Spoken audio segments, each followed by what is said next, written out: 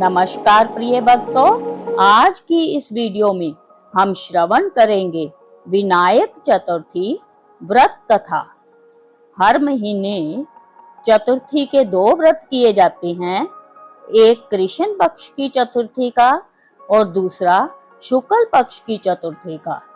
कृष्ण पक्ष की चतुर्थी तिथि को संकष्टी चतुर्थी के नाम से जाना जाता है और शुक्ल पक्ष की चतुर्थी को विनायक चतुर्थी के नाम से।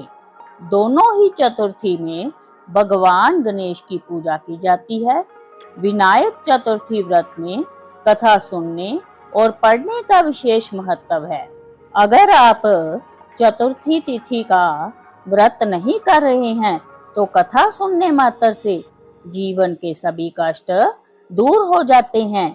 आइए जानते हैं विनायक चतुर्थी व्रत की कथा के बारे में।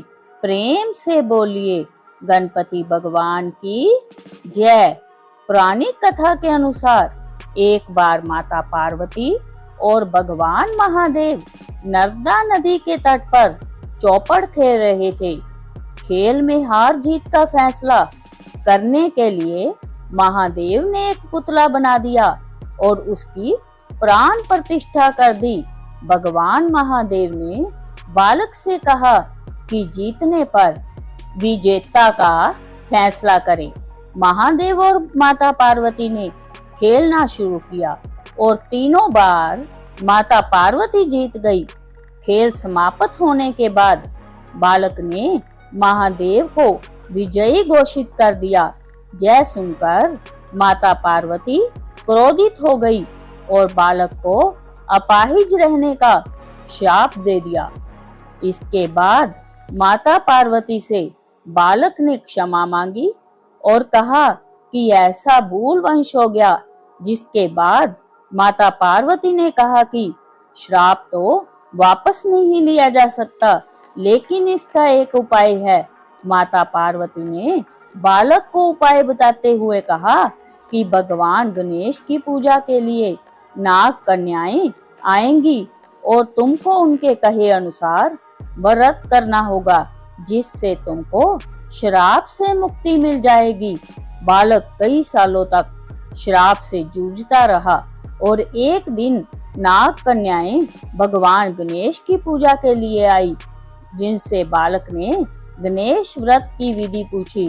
बालक ने सच्चे मन से भगवान गणेश की पूजा की, जिससे प्रसन्न होकर भगवान गणेश ने वरदान मांगने को कहा।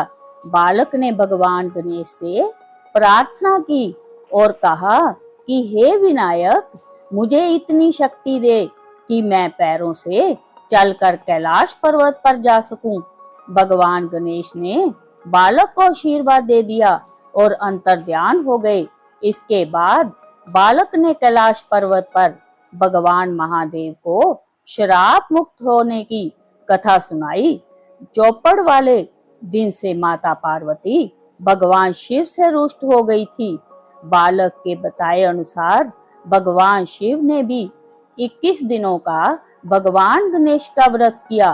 व्रत के प्रभाव से माता पार्वती के मन से भगवान महादेव के प्रति नाराजगी खत्म हो गई।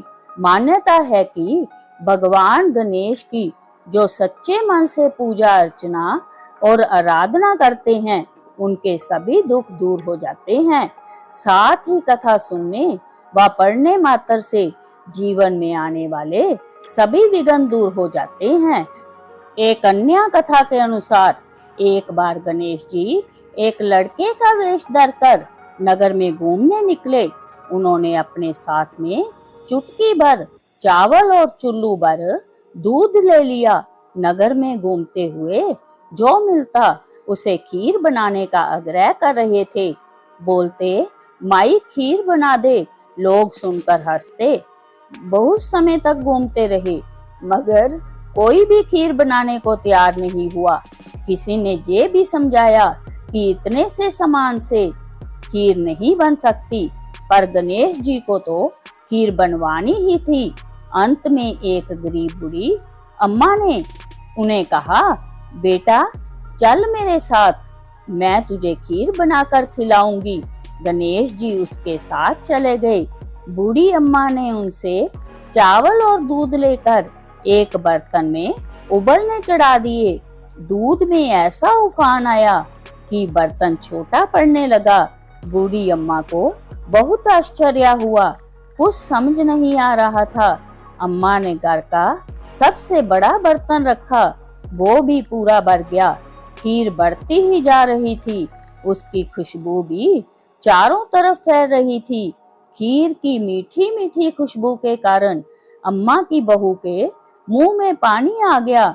उसकी खीर खाने की तीव्र इच्छा होने लगी।